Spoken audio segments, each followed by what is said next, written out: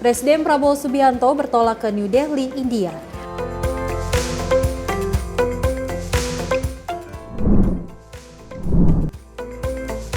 DPR bersama pemerintah bahas persoalan pagar laut.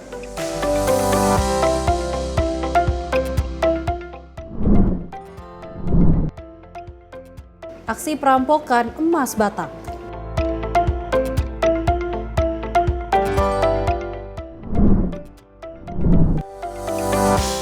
Residivis curi tabung gas ditangkap polisi.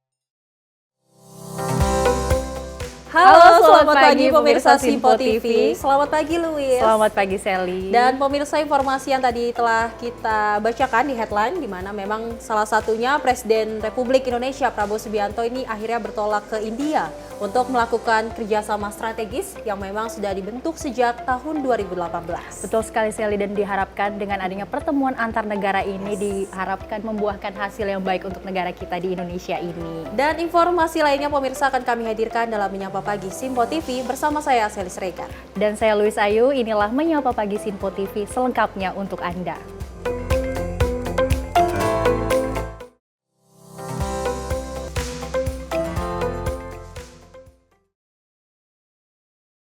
Kita awali informasi kali ini di mana Presiden Prabowo Subianto menegaskan komitmennya untuk melakukan efisiensi dan penghematan anggaran negara. Hal itu dilakukan dengan pengurangan alokasi belanja yang bersifat seremonial hingga perjalanan dinas pemerintah. Presiden Prabowo Subianto menyebut langkah efisiensi dan penghematan anggaran negara bisa menghemat anggaran hingga 20 triliun rupiah. Anggaran tersebut nantinya bisa dialokasikan untuk program yang lebih menyasar pada kesejahteraan rakyat dan pendidikan.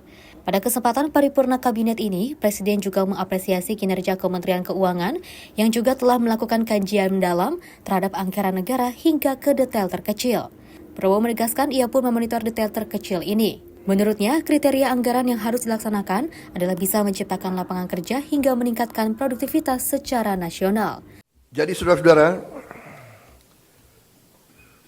saya tegaskan kembali bahwa hal-hal di luar itu yang bersifat seremoni, upacara, merayakan ulang tahun ini, ulang tahun itu, hari ini, hari itu, kita tidak anggarkan.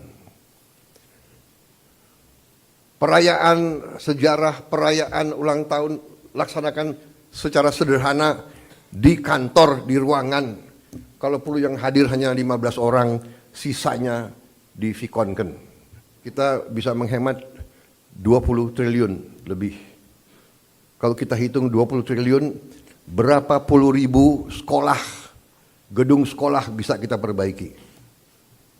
Saya minta loyalitas semua menteri, semua kepala badan untuk patuh dalam hal ini.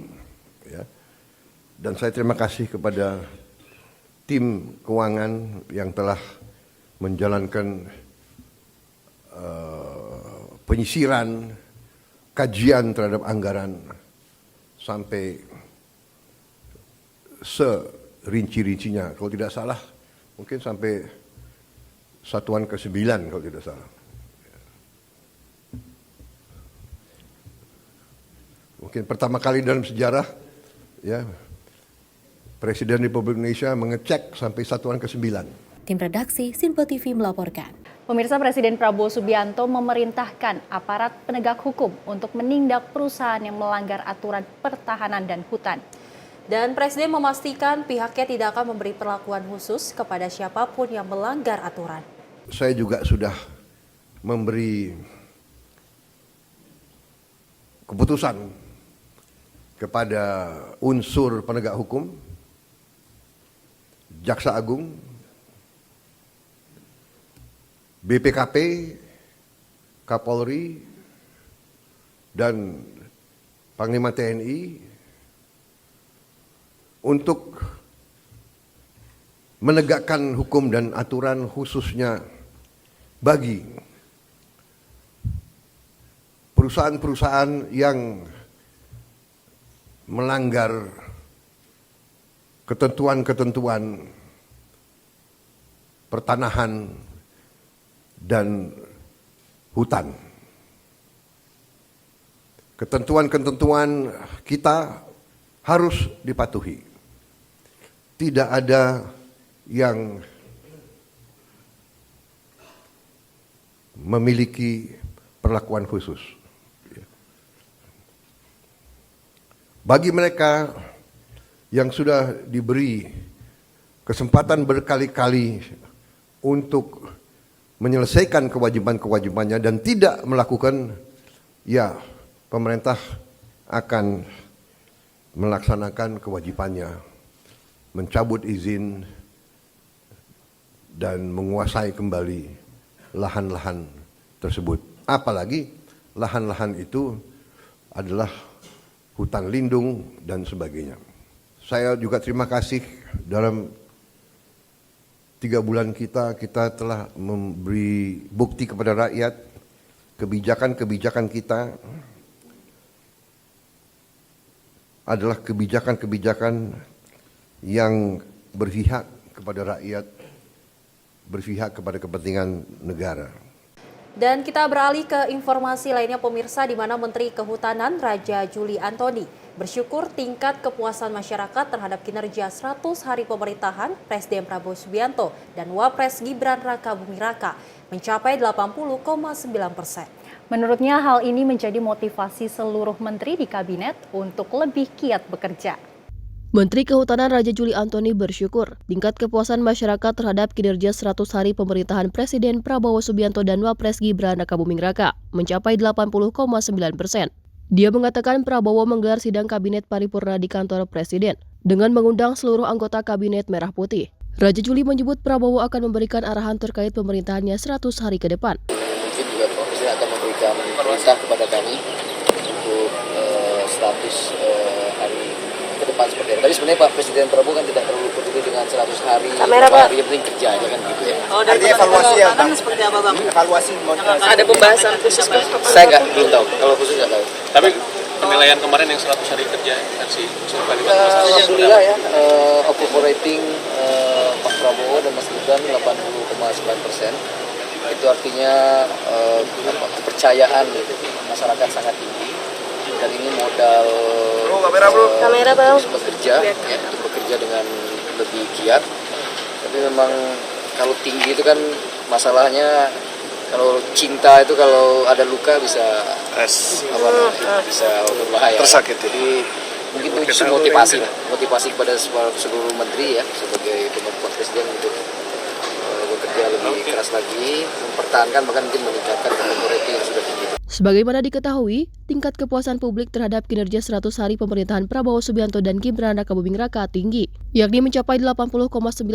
Kepuasan tersebut berdasarkan hasil survei Litbang Kompas terbaru. Dari Jakarta, Dio Malau, Sinpo TV melaporkan.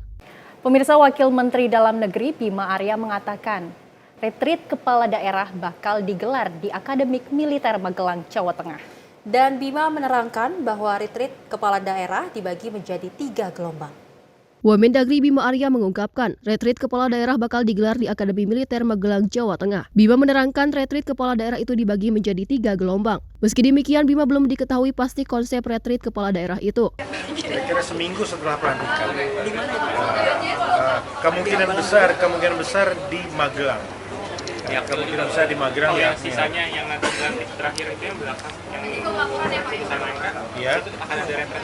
Iya pasti, semuanya bertahap seperti itu. Jadi gelombang pertama yang tidak ada gugatan, gelombang kedua yang gugatannya dismissal oleh MK atau ditolak, gelombang ketiga nanti di ujung adalah kepala daerah yang memang diperintahkan oleh MK untuk pilkada ulang. Jadi kelihatan akan ada 3 gelombang, tapi semuanya pasti ada pembekalan. Sebagai informasi, teknis retreat akan dibahas lebih lanjut dengan Lemhanas. Dari Jakarta, Dio Malau, Sinpo TV melaporkan. Dari Menteri Koordinator Bidang Infrastruktur dan Kewilayahan Agus Harimurti Yudhoyono mengatakan Presiden Prabowo Subianto memerintahkan Kabinet Merah Putih agar proyek strategis nasional dievaluasi. Proyek strategis nasional akan dievaluasi terlebih di tengah kasus pagar laut yang ramai diperbincangkan. Dalam keterangannya, usai menghadiri sidang kabinet. Agus Harimurti Yudhoyono mengungkapkan, Presiden Prabowo Subianto memerintahkan Kabinet Merah Putih agar proyek strategis nasional dievaluasi. AHY menegaskan akan ada rapat terbatas khusus untuk membahas evaluasi PSN. Ketua Umum Demokrat ini menegaskan proyek di Pantai Indah Kapuk atau PIK 2 yang belakangan ramai dikaitkan dengan pagar laut juga akan dievaluasi. Belum dibahas tadi di sidang Kabinet Paripurna, tapi nanti akan ada rapat terbatas khusus untuk membahas itu. Kami bersama tentunya nanti Kemenko Ekonomi, kita akan melihat secara utuh mana saja yang masih on the track dan mana yang harus kita lakukan penyesuaian, ya, evaluasi termasuk juga untuk menentukan prioritas-prioritas berikutnya, karena tentunya kita harus melakukan penyesuaian hari ini. Artinya yang di PIK juga akan dievaluasi ini? Nanti akan dirapatkan khusus tentang itu.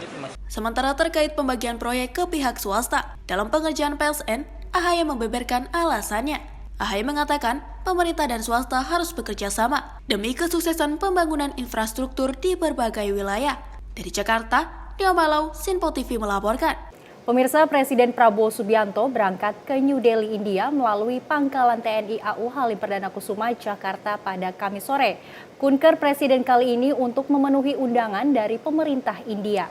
Dan Presiden Prabowo Subianto menjadi tamu kehormatan dalam rangka HUT Republik India ke-76, sekaligus memperkuat kemitraan komprehensif strategis kedua negara yang dibentuk sejak 2018. Presiden Prabowo Subianto melakukan kunjungan kerja ke India untuk memenuhi undangan dari pemerintah India. Prabowo telah lepas landas menuju India dari Pangkalan Udara Halim Perdana Kusuma Jakarta pada Kamis 23 Januari 2025 sore. Adapun dalam keberangkatannya ini, Prabowo Subianto diantarkan oleh Wakil Presiden Gibran Rakabuming Raka dan jajaran menteri. Kunjungan itu diselenggarakan untuk memperkuat kerjasama dan kemitraan komprehensif strategis kedua negara yang telah terbentuk sejak 2018. Presiden Prabowo Subianto dijadwalkan akan menerima upacara penyambutan dari Presiden Draupadi Murmu di Istana Kepresidenan India, Rashtrapati Bhavan. Pada hari ini sebentar lagi saya akan berangkat melakukan kunjungan kerja ke India, ke New Delhi, atas undangan dari pemerintah India, dengan delegasi beberapa menteri yang sudah ada yang mendahului, yang berangkat lebih dulu di sana melakukan pertemuan-pertemuan dengan counterpart mereka, mitra mereka, menyelesaikan beberapa perjanjian MOU. Saya di situ tentunya melaksanakan kunjungan kenegaraan, pertemuan bilateral, dan kedua saya diundang untuk hadir sebagai tamu kehormatan pada perayaan ke-76 Hari Republik India, yaitu 26 Januari 2025. Presiden Prabowo Subianto juga dijadwalkan akan bertemu dengan Perdana Menteri Malaysia Anwar Ibrahim, dan Prabowo akan bertolak ke Malaysia setelah merampungkan agenda kenegaraannya di India. Prabowo menyebutkan Indonesia dan Malaysia memiliki ikatan etnis hingga budaya yang hampir sama. Dirinya menegaskan kerjasama dengan negara-negara ASEAN akan menjadi prioritas. Dari Jakarta, Dio Malau, Sinpo TV melaporkan. Ya baik pemirsa, memang kalau kita ketahui dari Presiden Prabowo Subianto terus melakukan kerjasama dengan berbagai negara, salah satunya dengan India. Dimana kalau kita ketahui, Luis dan pemirsa, kerjasama yang akan dilakukan oleh Prabowo Subianto di India adalah strategis komprehensif yang memang sejak tahun 2018 sudah dibentuk oleh kedua negara tersebut. Semoga aja dengan adanya pertemuan ini terdapat strategi-strategis baru ya tentunya untuk kemajuan negara kita. Dan pasti kita berharap bahwasanya Prabowo Subianto terus menarik investasi untuk membantu pembangunan IKN Betul nantinya. sekali. Dan pemirsa, informasi lainnya akan kami hadirkan usai jeda. Tetap bersama kami.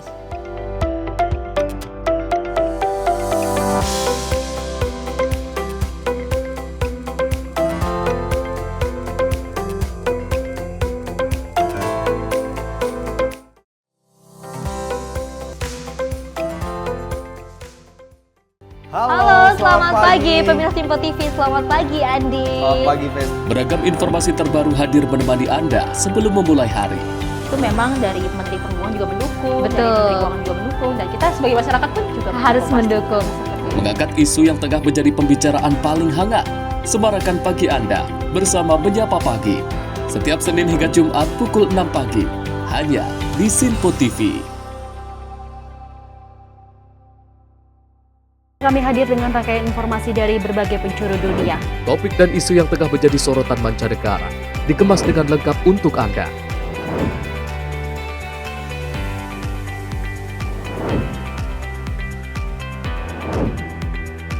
Peristiwa penting yang terjadi dari berbagai belahan dunia kini hadir dalam Sinpo Dunia setiap Senin hingga Jumat pukul 7:30 malam hanya di Sinpo TV. Halo, selamat malam pemirsa. Senang sekali rasanya kami mengisi ruang informasi Anda. Akhiri aktivitas Anda dengan rangkuman perkembangan peristiwa yang terjadi sepanjang hari. Sebelumnya kita saksikan ada sekitar 3.000 tamu undangan, sementara di Ibu Kota Nusantara ini ada sekitar 2.000 tamu undangan. Rangkaian informasi nasional dan mancanegara dirangkum sebagai penutup hari dalam Menyapa Malam. Setiap Senin hingga Jumat pukul 8 malam, hanya di Sinpo TV.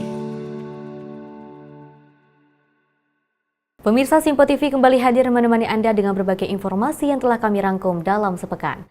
Sajian lengkap informasi sepekan kami hadirkan untuk Anda. Badan Legislasi DPR menemui masa unjuk rasa di depan gedung DPR RI Senayan, Jakarta. Menemani akhir pekan Anda bersama keluarga dengan rangkuman berita menyeluruh dalam Sinpo Sepekan. Setiap minggu pukul 6 pagi. Hanya di Sinpo TV.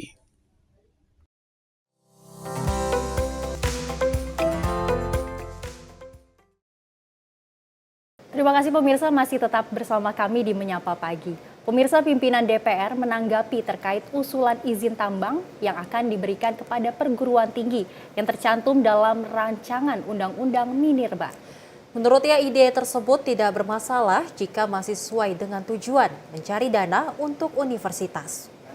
DPR telah menyetujui revisi Undang-Undang tentang perubahan keempat atas Undang-Undang Nomor 4 Tahun 2009 tentang pertambangan mineral dan batu bara dapat disetujui menjadi RUU Usul Inisiatif Parlemen. Hal ini disepakati melalui rapat paripurna ke-11 masa persidangan 2 tahun 2024 hingga 2025 di Kompleks Parlemen Senayan, Jakarta. Namun dalam RUU Minerba tersebut, terdapat bahwa izin tambang akan diberikan kepada perguruan tinggi. Wakil Ketua DPR Dasko menyebut bahwa tidak masalah jika tujuannya mencari dana untuk universitas. Kendati demikian, ia mengatakan mekanisme pengelolaan tambang perlu diatur lebih lanjut.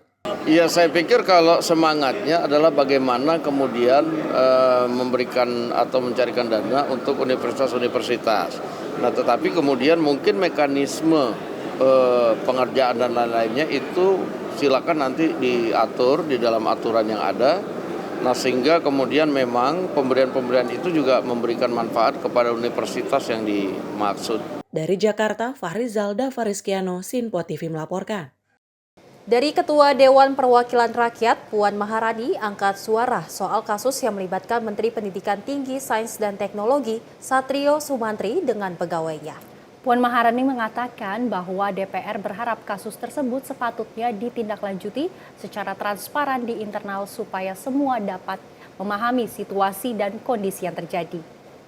Selain itu, Puan Maharani juga mengatakan bahwa DPR melalui Komisi 10 selaku mitra dari kementerian tersebut akan segera memanggil Satrio Sumantri Brojonegoro dan menindaklanjutinya dengan serius. Kami dari DPR berharap semua hal yang terjadi di kementerian itu bisa ditindaklanjuti secara transparan di internal, dan apapun yang akan dilakukan tentu saja itu ranah dari eksekutif, walaupun DPR tentu saja akan mencermati dan menindaklanjutinya di komisi terkait. Wakil Ketua DPR RI, Sufmi Dasko, sebelumnya juga memberikan perhatiannya terkait perilaku Mendikti-Saintek tersebut.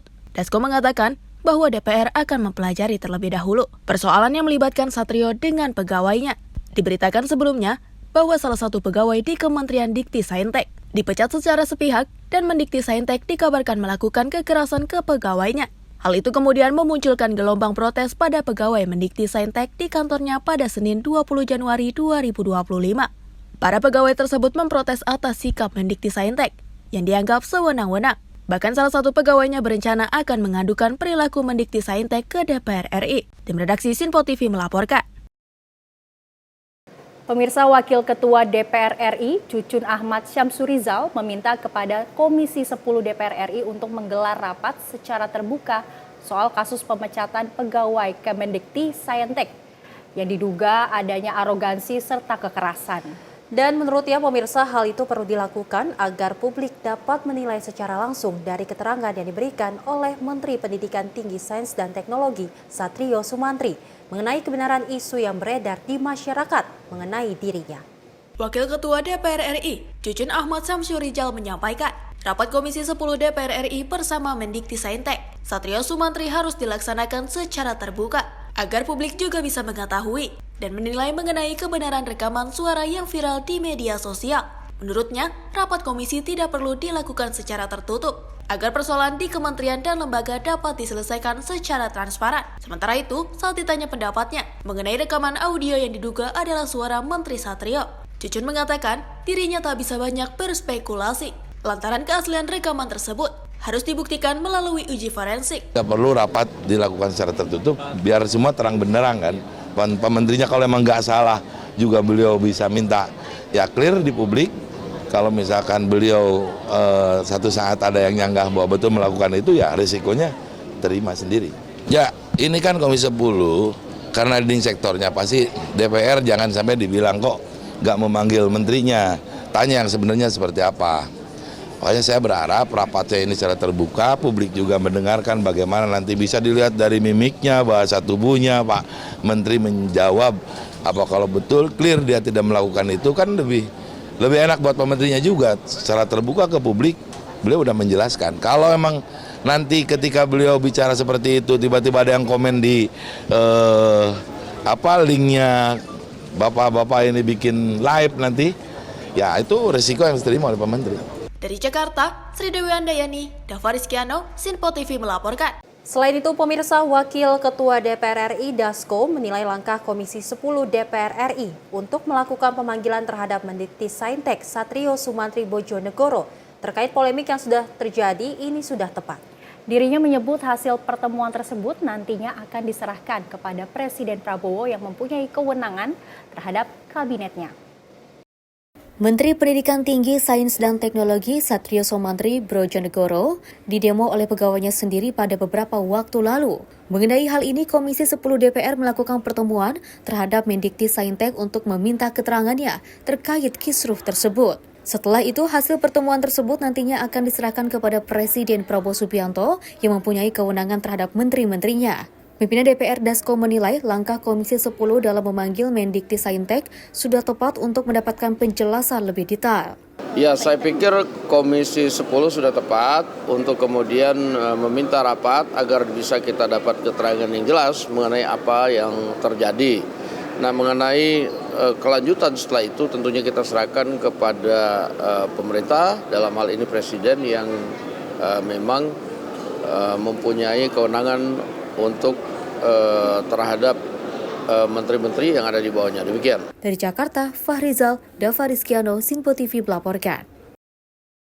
Pimpinan DPR resmi mengumumkan pembentukan tim pengawas haji, tim pengawas perlindungan pekerja migran, dan tim pengawas penanganan bencana alam di Kompleks Parlemen Senayan, Jakarta pada Kamis pagi. Pengumuman pembentukan tim pengawas DPR tersebut diumumkan langsung oleh Wakil Ketua DPR Dasko. DPR menggelar rapat paripurna ke-11 masa persidangan 2 tahun 2024 hingga 2025 di Kompleks Parlemen Senayan, Jakarta pada Kamis pagi dengan dipimpin langsung oleh Wakil Ketua DPR Dasko. Dalam rapat tersebut, DPR resmi mengumumkan pembentukan pimpinan DPR, resmi mengumumkan pembentukan tim pengawas haji, tim pengawas perlindungan pekerja migran, dan tim pengawas penanganan bencana alam. Dasko menjelaskan Tiwas Pekerja Migran dibentuk untuk melindungi para pekerja migran dengan menyusul tingginya antusias masyarakat untuk menjadi pekerja migran. Dirinya juga mengatakan nantinya tim WAS perlindungan pekerja migran dan juga penanganan bencana akan dipimpin langsung oleh Wakil Ketua DPR Cucun Ahmad Syamsurizal. Marilah kita masuk ke acara yang pertama, yaitu pengumuman pembentukan tim pengawas DPR. Rapat konsultasi pengganti rapat Badan Musyawarah DPR RI antara pimpinan DPR dan pimpinan fraksi tanggal 22 Januari 2025 telah membahas surat pimpinan DPR RI tentang pembentukannya tim pengawas DPR RI terhadap perlindungan pekerja migran Indonesia antara lain adalah tingginya minat warga negara Indonesia untuk bekerja sebagai pekerja migran Indonesia dan masih banyak kasus-kasus yang dihadapi oleh pekerja migran serta untuk mengawasi tindak lanjut rekomendasi tim pengawas DPR RI terhadap pelindungan pekerja migran Indonesia periode 2019-2014. Urgensinya dibentuk tim pengawas DPR RI terhadap pelaksanaan penanganan bencana antara lain karena tingginya frekuensi dan beragamnya jenis bencana alam yang mengakibatkan kerusakan baik korban maupun kerusakan ekonomi, sehingga akan mempermudah tugas DPR RI dalam pengawasan upaya terhadap tanggap darurat dan lain sebagainya. Berdasarkan ketentuan pasal 111 ayat 3 Peraturan DPR RI nomor 1 tahun 2020 tentang tata tertib menyatakan tim sebagaimana dimaksud pada ayat 1 diumumkan dalam rapat paripurna DPR RI. Dengan memperhatikan alasan urgensi tersebut dan pentingnya pengawasan terhadap pelaksanaan perlindungan pekerja migran serta pengawasan terhadap pelaksanaan penanganan bencana, maka melalui forum ini dalam rapat paripurna ini kami umumkan satu tim pengawas DPR RI tentang perlindungan pekerja migran penanganan bencana. Adapun kedua tim pengawas DPR RI tersebut dipimpin oleh Wakil Ketua DPR bidang kesejahteraan rakyat. Dari Jakarta, Fahrizal Ahmad Amin, Simpo TV melaporkan. Kita ketahui Luis dan pemirsa di mana memang rapat paripurna yang digelar kemarin hari ini memang dari DPR akhirnya membentuk Timwas Parlemen, yaitu ada 3, di mana ada Timwas untuk haji, ada untuk bencana alam, serta juga ada untuk pekerja migran. Betul. Di mana memang kalau kita ketahui dari pekerja migran ini dibentuk untuk nantinya pekerja migran yang memang bekerja di luar negeri mendapat perlindungan yang aman tentunya dari negara Indonesia. Dan untuk haji, memang kita ketahui dari tahun haji sebelumnya banyak sekali struggle, dan kita berharap di haji tahun ini berjalan dengan baik, pastinya dengan kabar yang gembira di mana haji akhirnya turun harga. Betul. Luis dan pemirsa. Dan jangan kemana-mana pemirsa, karena usai jeda kami akan menginformasikan sejumlah informasi menarik lainnya. Tetap di Menyapa Pagi.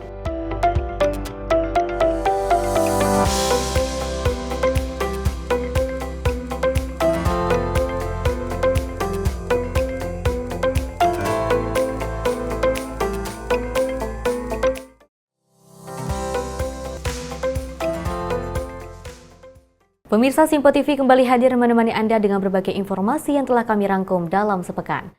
Sajian lengkap informasi sepekan kami hadirkan untuk Anda.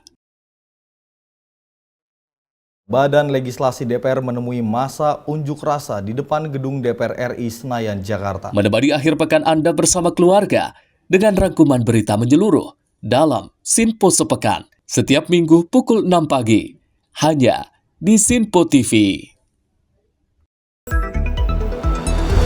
Jadilah yang pertama mengetahui perkembangan terkini seputar informasi dari lembaga parlemen. Punya data nasional, tidak ada satupun backup berarti kan? Tiba-tiba ada putusan yang nggak masuk akal dan seperti ini gitu. Kita biarkan rekomendasi kepada KPK, periksa! Kami hadirkan informasi paling akurat untuk mengawal setiap informasi dalam rapat komisi dan paripurna. Tentunya bersama saya Andi Rezaldi yang telah kami rangkum dalam program Simpo Parlemen. Saya Arif Rifan. Saksikan Simpo Parlemen setiap Sabtu pukul 6 pagi hanya di Simpo TV. Kami hadir dengan rangkaian informasi dari berbagai penjuru dunia. Topik dan isu yang tengah menjadi sorotan mancanegara dikemas dengan lengkap untuk Anda.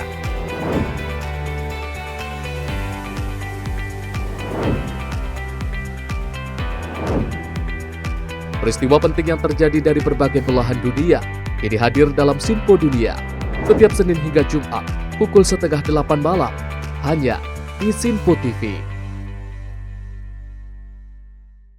Pemirsa Simpo TV kembali hadir menemani Anda dengan berbagai informasi yang telah kami rangkum dalam sepekan. Sajian lengkap informasi sepekan kami hadirkan untuk Anda. Badan Legislasi DPR menemui masa unjuk rasa di depan gedung DPR RI Senayan, Jakarta. Menemani akhir pekan Anda bersama keluarga dengan rangkuman berita menyeluruh dalam Simpo Sepekan setiap minggu pukul 6 pagi hanya di Simpo TV.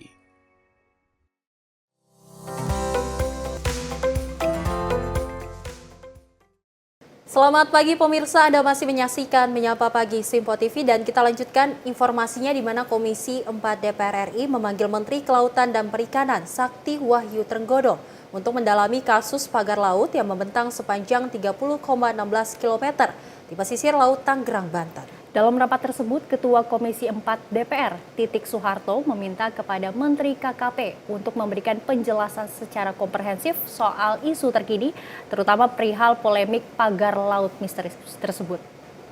Ketua Komisi 4 DPR RI, Siti Hediati Haryadi alias Titik Soeharto, dengan tegas meminta Kementerian Kelautan dan Perikanan untuk mengambil tindakan konkret mengenai polemik pemasangan pagar laut di Tanggerang, Banten.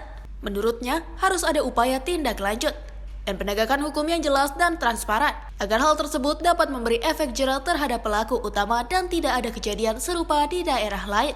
Menanggapi itu, Menteri KKP Sakti Wahyu Trenggono mengatakan pihaknya akan melakukan solusi penyelesaian dengan melanjutkan proses investigasi dan penyegelan oleh Polsus KKP sesuai dengan aturan yang berlaku. Tapi kami ingin supaya ke depan agar lebih diantisipasi lagi, jangan sampai hal ini terjadi lagi karena kami mendapatkan juga banyak di daerah-daerah lain kasus-kasus seperti ini.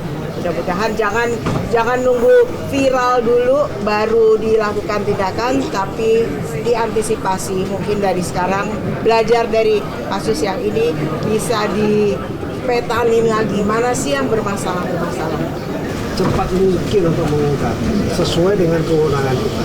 Kewenangan kita adalah memeriksa dari aspek administratif. Sampai tadi keluar satu kesimpulan bahwa ada baiknya juga kemudian undang-undang yang berkaitan dengan kelautan ini kemudian dilakukan sinkronisasi, gitu ya. Istilahnya tuh kalau dulu tuh ada omnibus law kan gitu ya, dievaluasi semua untuk disatukan. Menurut saya ini menjadi sangat bagus sekali, sangat baik, dan saya senang sekali kalau begitu berarti memang betul-betul laut ini seperti dalam kebijakan di Kementerian Kelautan Perikanan kan soal ekologi dan ekonomi diseimbangkan. Kira-kira begitu. Dari Jakarta, Sri Dewi Andayani, Dava Rizkyano, Sinpo TV melaporkan. Pimpinan DPR Dasko menanggapi terkait adanya temuan sertifikat hak guna bangunan atau SHGB yang berada di area pagar laut perairan Tanggerang, Banten. Dan dirinya mengatakan bahwa pihaknya telah meminta kepada Kementerian ATR BPN untuk melakukan pembatalan terhadap temuan sertifikat hak guna bangunan tersebut. Keberadaan pagar laut sepanjang 30,16 km yang berada di perairan Tanggerang, Banten kini terus menyita perhatian publik. Pasalnya telah ditemukan sejumlah titik sertifikat hak guna bangunan atau SHGB yang berada di area pagar laut tersebut. Menanggapi hal ini, Wakil Ketua DPR Dasko mengatakan bahwa pihaknya telah meminta kepada Menteri ATR BPN, Nusron Wahid, untuk melakukan pembatalan terhadap temuan sertifikat itu.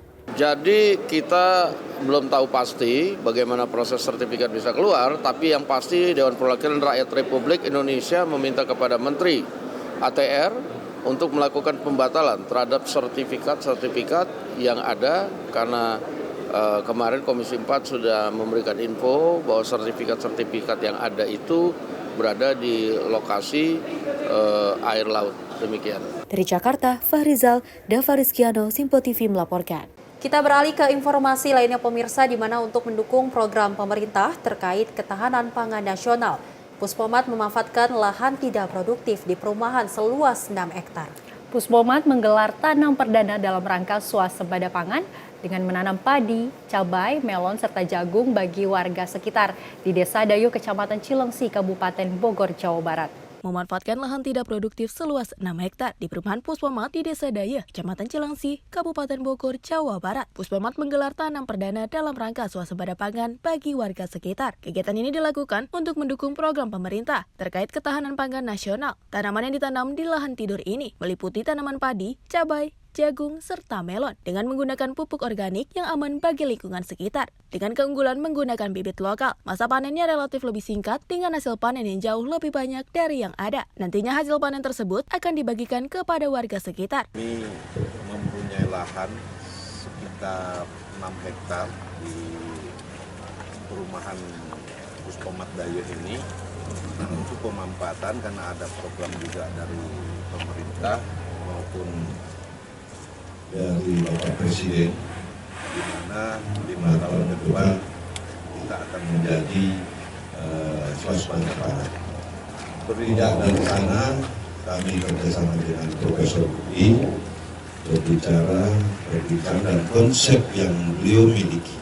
Dengan adanya kegiatan ini, diharapkan dapat dijadikan contoh bagi masyarakat untuk bersuasembada dengan memanfaatkan lahan tidur yang ada agar lebih produktif untuk mendukung program pemerintah dalam rangka meningkatkan kemandirian pangan. Dari Kabupaten Bogor, tim kontributor Sinpo TV melaporkan. Pemirsa, kita beralih ke informasi selanjutnya. Penyidik Direktorat Tindak Pidana Cyber Bareskrim Polri berhasil mengungkap kasus penipuan dengan modus penggunaan teknologi deepfake yang melibatkan pejabat negara dalam video yang diunggah. Dan Dirtipid Cyber Bareskrim Polri, Brigjen Pol Himawan Bayu Aji, mengungkapkan tersangka penipuan berinisial AMA yang ditangkap di Lampung Tengah. Direktorat Tindak Pidana Cyber Bareskrim Polri berhasil menangkap tersangka penipuan berinisial AMA, 29 tahun, di Lampung Tengah. Dirtipid Cyber Polri, Brigjen Pol Himawan Bayu Aji menjelaskan, tersangka AMA memanfaatkan teknologi deepfake untuk meniru wajah dan suara pejabat negara dalam video palsu untuk melakukan penipuan. Himawan menyebut dalam video tersebut, tersangka mengunggah pernyataan palsu yang mengatasnamakan Presiden Prabowo dan Wakil Presiden Gibran tentang program bantuan pemerintah. Tak hanya itu, Himawan mengungkapkan bahwa tersangka menjanjikan pencarian dana bantuan dengan syarat membayar biaya administrasi. Namun dana bantuan tersebut tidak pernah ada dan hanya menjadi modus untuk menarik uang korban. Tanggal 16 Januari 2025, penyidik Direktorat Tindak Pidana Cyber Bareskrim Polri berhasil mengamankan tersangka dengan inisial AMA, 29 tahun, bekerja sebagai wira swasta di Lampung Tengah, Provinsi Lampung. Modus operandi tersangka menggugah video sebagai platform media sosial menggunakan teknologi memanfaatkan foto dan seperti Bapak Presiden Subianto, Prabowo Subianto, Wakil Presiden Ibu Sri Mulyani, dan pejabat negara lainnya. Seolah-olah menyampaikan pernyataan bahwa pemerintah menawarkan bantuan kepada masyarakat yang membutuhkan.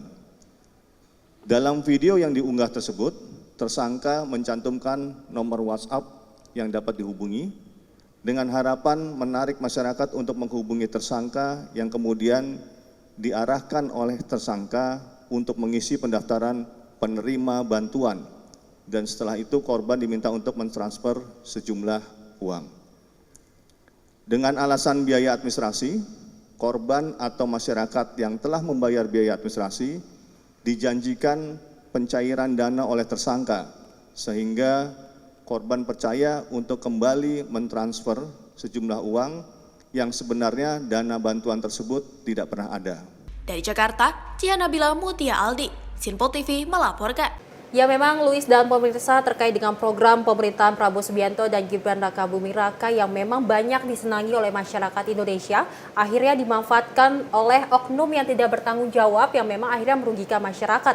Di mana memang ini ada teknologi deepfake yang akhirnya ada video yang menunjukkan bahwasannya dari pemerintahan yaitu Prabowo Subianto dan Gibran Rakabuming Raka mengunggah video untuk adanya bantuan untuk masyarakat yang memang membutuhkan dari bantuan tersebut. Jadi disalahgunakan oleh oknum, tapi beruntungnya pihak kepolisian atau pihak yang berwajib ini langsung dengan segera menangkap pelaku, dan kita harapkan semoga tidak ada lagi ya pelaku-pelaku lainnya. Dan kita berharap juga untuk masyarakat Indonesia selalu berwaspada dengan adanya video-video seperti ini, karena memang dari program-program Prabowo Subianto dan Gibran Rakabuming Raka akan disalurkan sesuai dan tepat sasaran. Dan pemirsa, informasi lainnya akan kami hadirkan usai jeda, tetap di Menyapa Pagi Sinpo TV.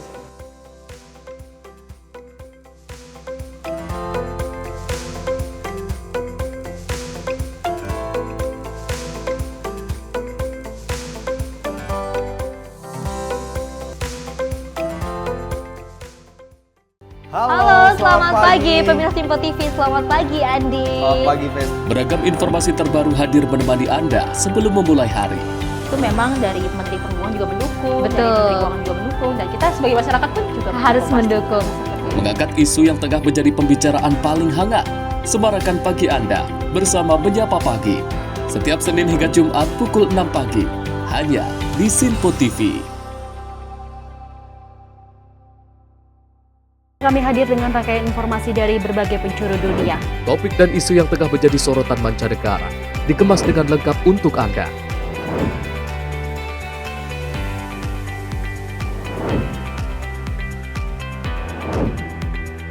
Peristiwa penting yang terjadi dari berbagai belahan dunia kini hadir dalam Sinpo Dunia.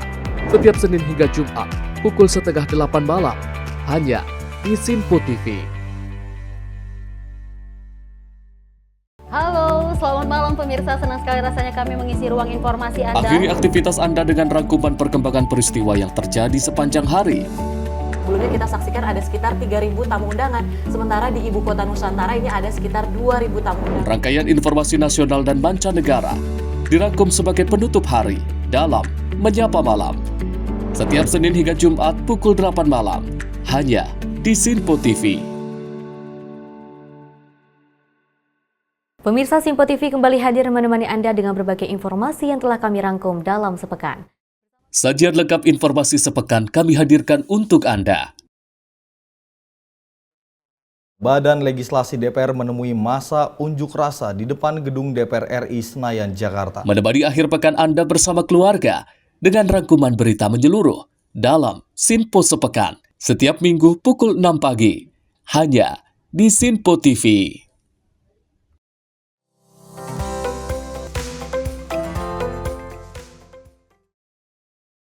Terima kasih pemirsa masih tetap bersama kami di Menyapa Pagi, berita kami lanjutkan. Pemirsa, kebakaran hebat melanda toko roti legendaris di Pondok Gede Plaza, di mana insiden ini terjadi pukul 2:15 waktu Indonesia bagian Barat dan diduga disebabkan oleh korsleting listrik. Dan api dengan cepat menghanguskan sebagian besar bangunan, menarik perhatian banyak warga dan juga petugas pemadam kebakaran berusaha mengendalikan situasi. Pertengahan subuh hari Kamis 23 Januari 2025, sebuah toko roti legendaris bernama Joko Bakery di kawasan Pondok Gede Plaza, Kota Bekasi. Api berkobar dengan sangat cepat, membakar bagian lantai atas bangunan dan menimbulkan ketegangan di kalangan masyarakat. Untuk penyebab pasti yaitu korsleting listrik, tim pemadam kebakaran telah tiba di lokasi kejadian dan telah melakukan pemadaman api. Tim pemadam berhasil menjinakkan api dalam waktu kurang lebih 2,5 jam tanpa meninggalkan korban jiwa dalam insiden tersebut. Dari Jakarta Dias, tim Sinpo TV melaporkan. Dan dari Wakil Gubernur Jakarta terpilih Rano Karno mengunjungi korban kebakaran Kemayoran Gempol, Jakarta Pusat pada Kamis pagi. Selain memastikan seluruh bantuan tersalurkan dengan baik, Rano Karno juga menawarkan warga korban kebakaran di Kemayoran Gempol untuk dapat direlokasi. Di hari ketiga pasca kebakaran, Wakil Gubernur Jakarta terpilih Rano Karno menemui warga korban kebakaran yang mengungsi di halaman Polres Metro Jakarta Pusat dan sejumlah tenda darurat pada Kamis pagi. Rano Karno berdiskusi dan menyempatkan diri menghibur anak-anak yang ikut mengungsi bersama orang tua mereka. Usai memberikan hiburan, bintang film era 90-an ini juga meninjau langsung ratusan rumah warga yang hangus terbakar pada Selasa dini hari lalu. Wakil Gubernur Jakarta terpilih ini menawarkan warga korban untuk direlokasi ke Wisma Atlet yang berjarak tak jauh dari lokasi kebakaran. Tawaran ini disampaikan mengingat tak lama lagi sudah memasuki bulan Ramadan, sementara proses pembangunan kembali rumah membutuhkan waktu yang lama. Menurut Rano Karno, warga pun belum mendapatkan jaminan apakah dapat kembali menempati lahan yang sama karena lahan tersebut adalah milik Sekretariat Negara.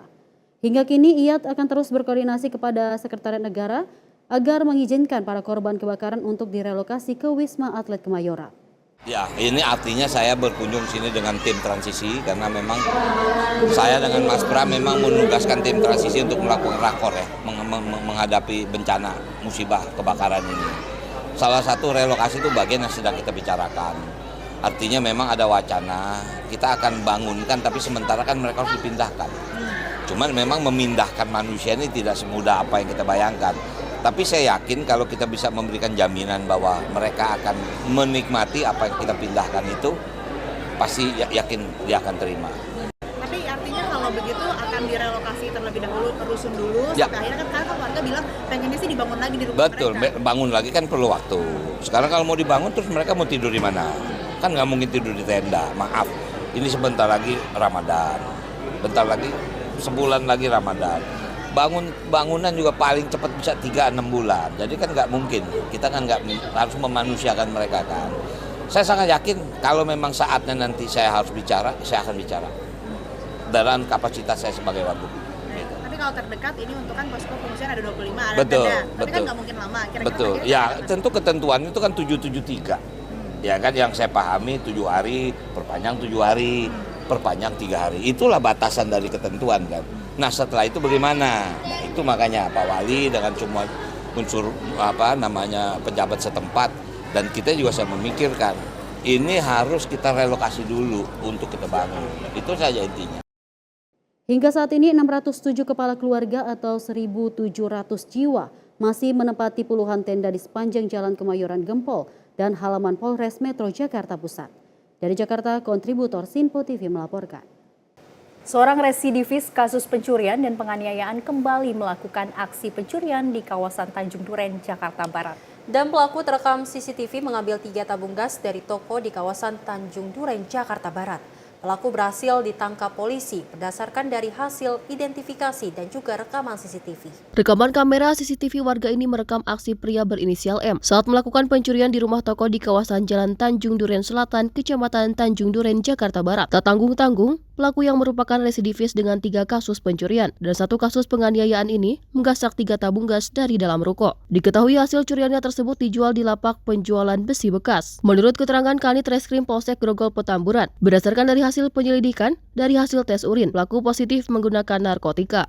Di sini kami menerangkan perkara surat yang kejadiannya tanggal 9 Januari 2025 atau Kamis subuh kejadiannya di Tanjung Duren Selatan. Adapun pelaku berinisial M dan bersangkutan kebetulan sudah 4 kali bolak-balik masuk ke penjara atau menjalani hukuman yang semuanya kita yang menindaklanjuti. Atas perbuatannya, pelaku dijebloskan ke jeruji besi Polsek Gropet, di mana pelaku M disangkakan dengan pasal 363 tentang pencurian dengan pemberatan, dengan ancaman kurungan maksimal 7 tahun penjara. Tim kontributor Sinpo TV melaporkan. Peristiwa perampokan terjadi di sebuah rumah di Surabaya, Jawa Timur. Korban perampokan mengaku ada 3 hingga 4 pelaku yang menyantroni rumahnya dengan berpura-pura menjadi petugas PDAM yang hendak memeriksa meteran air. Namun tanpa disangka, para pelaku menguras simpanan perhiasan emas batangan milik keluarga seberat 1 kg, di mana kasus perampokan ini pun telah dilaporkan pihak kepolisian. Kasus perampokan menimpa sebuah rumah yang dihuni pasangan lansia di Jalan Ahmad Jais, Surabaya pada Rabu siang. Sekitar 3 hingga 4 orang perampok datang dengan mengaku sebagai petugas PDAM yang akan memeriksa meteran air di dalam rumah kepada korban. Hamidah, lansia berusia 77 tahun. Korban perampokan ini mengaku saat kejadian hanya ada dirinya dan sang suami yang menderita sakit pendengaran di dalam rumah. Sementara anggota keluarga lainnya sedang beraktivitas di luar rumah. Tiba-tiba 2 orang datang ke rumahnya mengaku sebagai petugas PDAM. Karena tercuriga, korban mempersilahkan 2 pelaku masuk. Namun ternyata ada 1 pelaku lain yang juga ikut menyelinap masuk ke dalam rumah. Dan 1 orang berjaga di luar rumah. Korban mengaku saat kejadian sempat ada telepon rumah berbunyi dan 2 orang pelaku yang berada di dalam rumah berupaya menghalangi korban untuk mengangkat telepon. Namun karena sempat marah lantaran dihalangi, 2 pelaku membiarkan korban menerima telepon.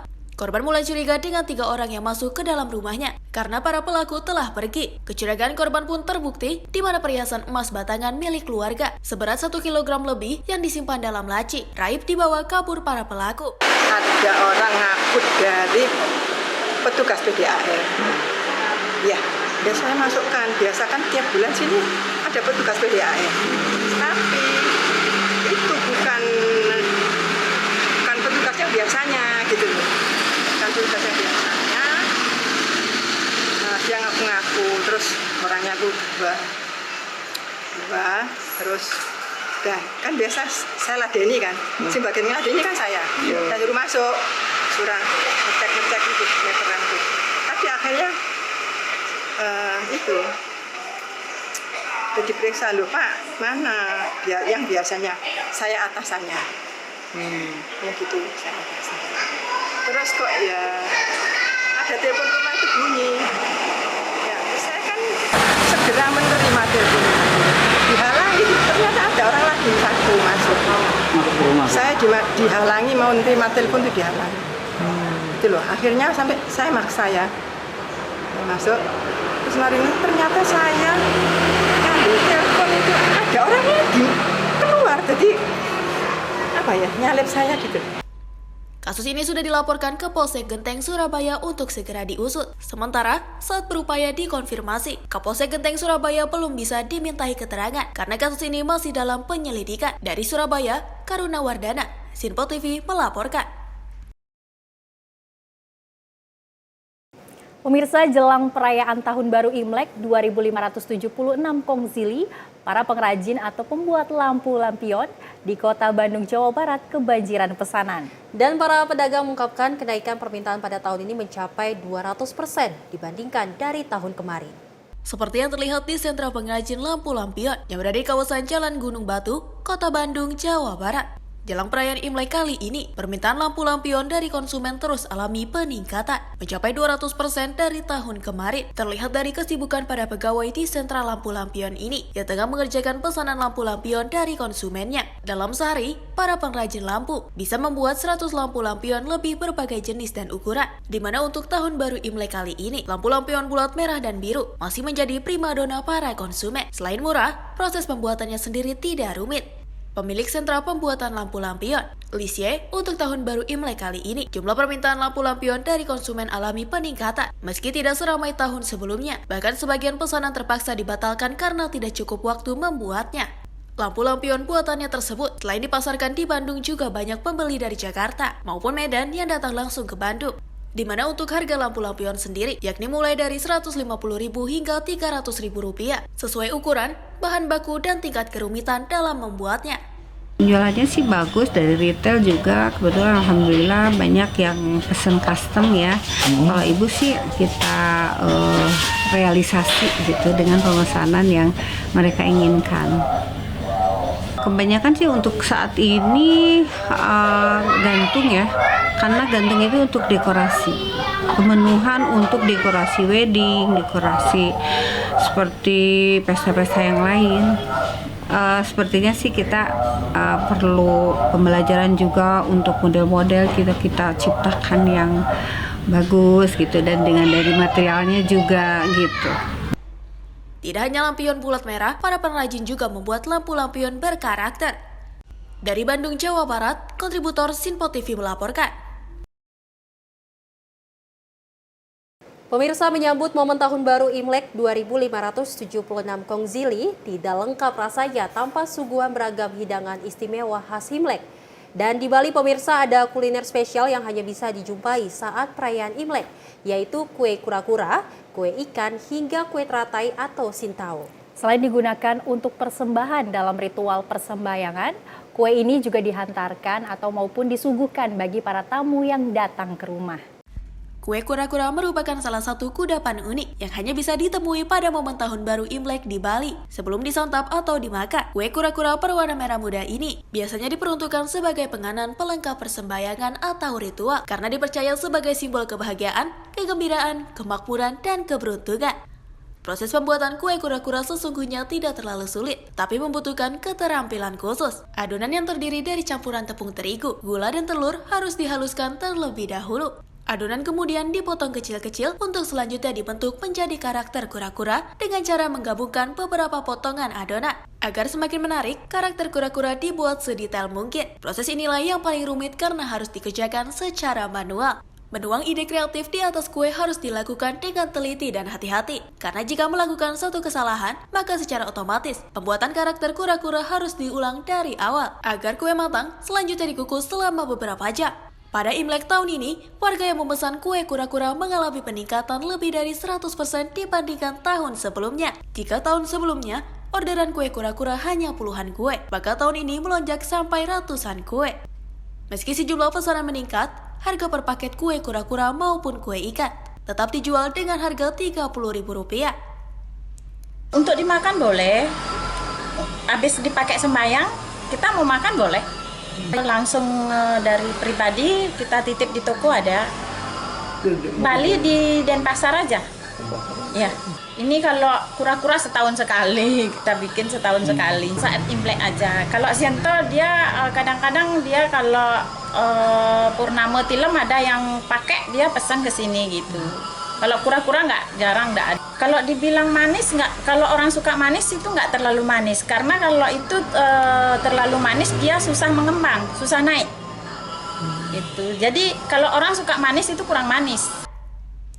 Selain kue kura-kura dan kue ikan, warga keturunan Tionghoa juga ramai memburu kue teratai atau lotus yang dipercaya mendatangkan rezeki.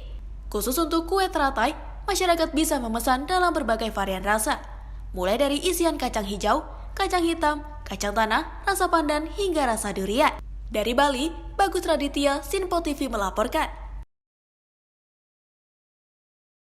Jelang perayaan Imlek, Luis dan pemirsa, kita ketahui warga Tionghoa terus mempersiapkan bagaimana pernak-pernik dari Imlek sendiri dan juga dari kue.